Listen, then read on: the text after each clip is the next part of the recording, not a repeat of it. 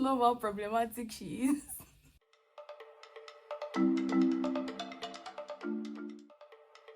Hi guys, welcome or welcome back to my channel. My name is Aisha. If you're new here, don't forget to click the subscribe button and join the family. So yeah, I've decided to connect what my face looks like in this video to the topic of this video, which is some of my favorite female characters of all time, to celebrate Women's History Month. If you've been subscribed to this channel for a while, you will know that I enjoy reading books by women. To celebrate last year's Women's History Month, I recommended some underrated books by women authors that I really enjoyed. I will link that video in this video. So without further explanation, let me get into the video. To start off, I'll be talking about Ndogo from The Joys of Motherhood. So I've spoken about The Joys of Motherhood quite a lot on this channel, and that's because this was the first book that I read by an African author, and it kind of defined, my taste in reading up until now. So Ndogo is the main character of The Joys of Motherhood, and as the title of this book suggests, and by the way, I've not reread this book in recent times. The last time I read it, I was 14, so I don't remember the entire storyline of the book, but I know that I really admired the way that Ndogo tried her best to thrive, despite the fact that the patriarchal demands of the society determined her life moving forward. And my favorite thing about Ndogo was at the end of the novel, where she was taking back her power basically, even in death. And my memory is again very foggy, but I just really love this character. And I remember that it was from this book that I came to understand why I prefer when female authors describe women's body in books. Like, they describe women's bodies in a way that is poetic, many of them. And or maybe this is just me, or maybe I'm just biased, I don't know, but yeah, there's a line from this book that I remember to date. Ndogo is my first favorite female character from any book. My next favorite female character is Jagua Nana from Jagua Nana by Cyprian Equency. So I spoke about this book in my January wrap-up, and I like Jagua Nana as a character. First of all, she's an African woman in her mid-40s, and she's beautiful, and she embraces that beauty. She's a shameless hedonist. Like, this woman is just after pleasure. Like, that's what she wants, like pleasure in every way that she can get it. But at the same time, she's a very kind-hearted, pure-souled person, to be honest. I know it's very contradictory, and that is why I like her. I mean, yeah, you can find female characters that enjoy themselves, that are all about having fun, but you find that this kind of women end up falling into very terrible situations as a way of giving lessons to other women. I don't know if I'm explaining that correctly, but I like the fact that despite Jagua Nana being a shameless hedonist, always seeking pleasure, always looking for the good life, even being a sex worker, she also embodies that kind, empathetic personality that women like that are not expected to have, basically. I like the fact that she's beautiful, and she knows that she's beautiful. You rarely find African women, black women, in their mid-40s in our society that is riddled with ageism and racism and sexism being written as beautiful the way that Jagua Nana was written. And this is one of my favorite things about this book, because it was a man that wrote this book, and I never felt uncomfortable reading this book in terms of the way that it described her as a woman. So yeah, Jagua Nana, I would absolutely love to meet Jagua Nana in person. She's a babe. She's an absolute babe. Like, I just love how problematic she is. My next favorite female character is Aisha from The House of Rust by Khadija Abdullah Bajeba.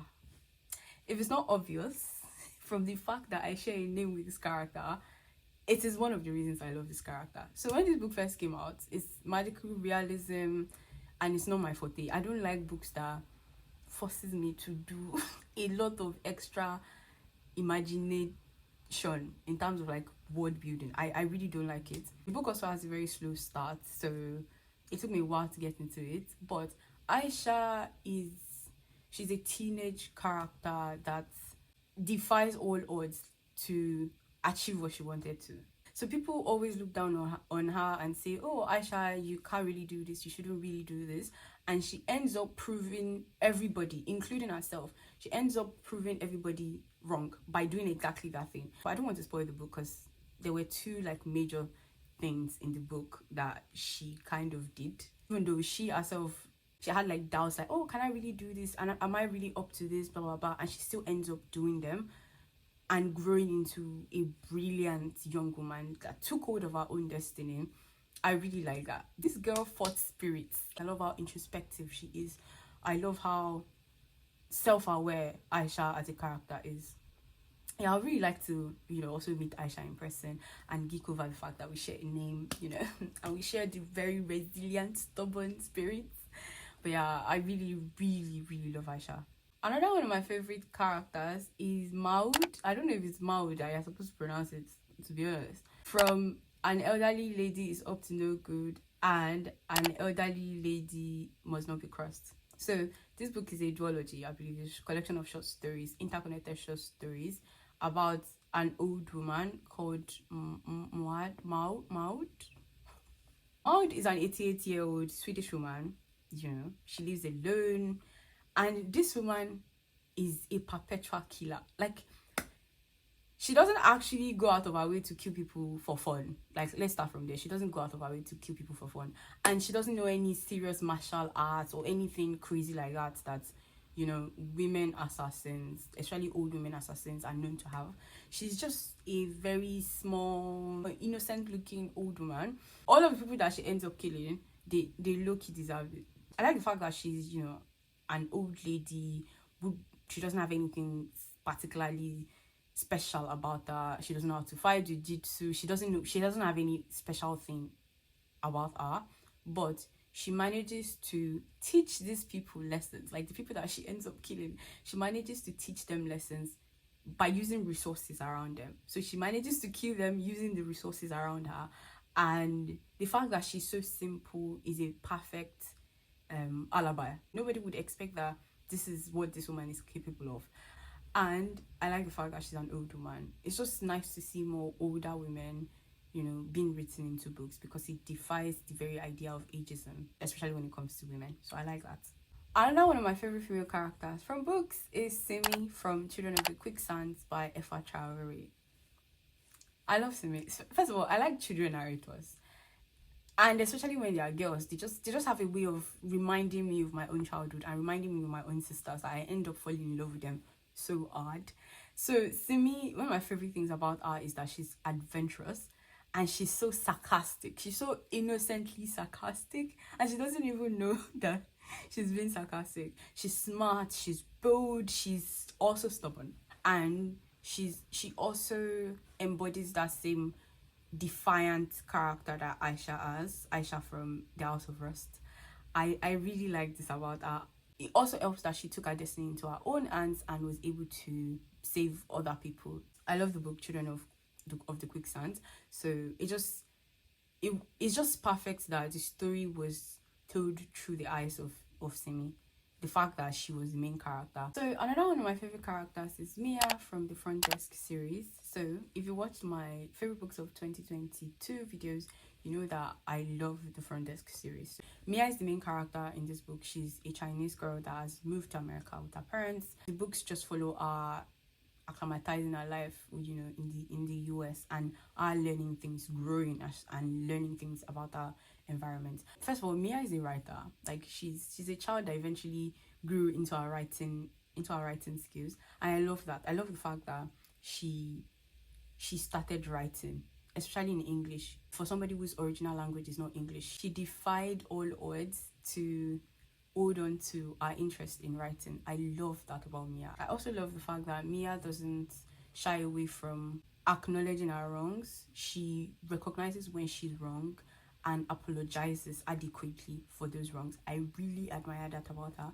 If the author ever decides to write a book about Mia when she's in her early 20s, I can imagine how fully formed she would be in terms of communication, in terms of her empathy, in terms of how she relates with people, because apologizing is not easy.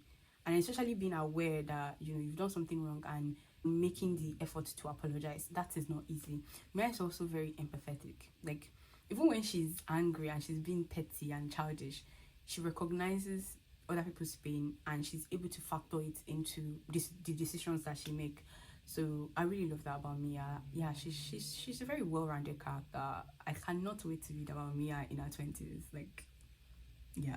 Another one of my favorite female characters from the book is Kirabo from The First Woman by Jennifer Nasubuga Makumbi. First of all, this book is a coming of age story. So we follow Kirabo in young years into our early 20s, like when she became a young woman. And it was just brilliant watching Kirabo grow. First of all, she grew into the understanding of patriarchy, and it was nice watching her come to terms with how problematic the laws of patriarchy are in society. Another one of my favorite female characters is Nahr from Against the Loveless Word by Susan Hawa. Nahr. Oh my days. First of all, body a lot. So Nahr is one of my favorite characters of all time. This is not even just the fact that she's a woman. One of my favorite characters of all time. And one of the reasons why I love her, she's a well-rounded individual. She reminds me of Jagua Nana, but she's not very similar to Jagua Nana in terms of how Jagua Nana was obsessed with pleasure. She's not similar to her in that. They are both sex workers, and they are both beautiful women, and they are both women containing contradictions. Like, these women embody personalities that are seemingly contradictory. Nahr is more well-rounded. She knows when to be serious, she knows when to have fun, when to let her hair down, and more importantly, she did not victimize herself. And there are so many things that happened to Nahr, this character in this book. There are so many painful experiences that she went through. Even the whole trajectory of her life is very painful. I mean, this book is about Palestinians, so you can imagine the added layer of painfulness that comes with being identified as Palestinian. But one thing that Nahr refused to be was be a victim. You can see that throughout the book, throughout when she was even narrating the book, because she narrated the story to us, you know, over a particular period of time. That is my favorite thing about her, the fact that she refused she refused to be a victim. She's very outspoken, she's very resourceful, very industrious. She's just a baddie. One of my favorite scenes from this book was when another character was kind of throwing jibes at her for being a sex worker, and she defends herself. That's my favorite scene in this book. She defends herself to the point that the character that was insulting her started crying. Like, that's how much of a baddie Nahr is. Another one of my favorite character, she's not the main character actually. She's a supporting character in the book. In fact, she didn't actually narrate in this book. But this character's name is Muna, and she's from the book Men Do Cry by Faiz Gwen. One of the major reasons why I love Muna as a character is because she helped me come to that realization that girls that we consider good girls, we tend to think of them as just following the rules that their parents have given them, or the rules that society have given them. And yes, those rules do exist, that especially like purity culture and stuff like that. But there are girls like Muna that actually just exist. They conveniently want what, you know, people consider being a good girl. You can want those things, and that's the whole point of being able to exert your autonomy as women. I can choose to do all this boring stuff. I can choose to do those things, and it should be fine. I liked the fact that Muna exemplified this in this book. It made me raise this question of like, who gets to determine what another woman is doing that is influenced by patriarchy or objectification of women? Who gets to make that decision? Is it white feminists that get to make that decision? And if so, doesn't that come with the baggage of racism? So, or is it religious women that get to make that decisions, or irreligious women? Or who gets to make that decision without infantilizing the other woman? And that's why she's one of my favorite female characters. Another one of my favorite characters is Layla from You Must Be Layla series. Oh, Layla, I miss her so much. Layla is an adorable character. She's funny, she's cool, she's introspective. And my favorite thing about her is that Layla has such a cool relationship with her faith. Layla is who I would have wanted to be when I was her age, like growing up as a Muslim woman, well, as a Muslim girl. Layla has the kind of relationship I would have wanted to have at that particular age with, you know, my God, with my faith. She's just so cool, and she's also very very strong. I don't like using that word for women, but she's very strong. This girl went to a school where she's the only hijabi girl and one of the only few black people in that school. That's the school she transferred to, and she was still able to shine, you know, academically, like, and even make friends despite all of the things, all of the emotional turmoil that she was going through, and still able to maintain her relationship with Allah and have a very soft relationship that's devoid of parental influence or devoid of those, you know, add influence that make it seem like you can't have a good relationship with God, like a private relationship with God. That's one of my favorite things about Layla. Another one of my favorite characters is Edie from Lost Star. First of all, the only reason I love this girl is how chaotic she is. Like, give me women that are chaotic. I love and support women's rights and wrongs. Like, I will support your rights and I will support your wrongs. And Edie is one of the characters that she just kept making bad decisions. Like, even the introspection that she makes, you're just like, Edie, is everything all right at home? But I love how chaotic she is, and I love her because she exemplifies the right of women to make wrong decisions. Like, babes, make your wrong decisions. I support you. That's one of the reasons I love her. I just love the drama that comes with Edie. Yeah, another one of my favorite characters is Zaynunah from Rekiya and Z by Mutia Badruddin. Oh god, I love zaynunah so much. Actually, I was going to say zaynunah and rekiya. Like, I actually really like them, but I realized that I do love zaynunah more than I love rekiya because she's the type of Muslim female character that you don't see written often in terms of all of the highs and lows that she went through in her faith. I'm not saying that rekiya as a character is also seen in mainstream stories about Muslim women, but zaynunah especially. So this woman struggles with praying her 5 times prayer, but she wakes up for tahajjud. And don't come for me with the logic of that, but you need to read this book. You need to read this book for you to fully understand why I really like that about her, because this is a woman that you like, even in real life, like, she will just be beaten off. Like, people just say, oh, you're a lost cause, you don't, there's nothing redeemable about you in terms of like your relationship with your God.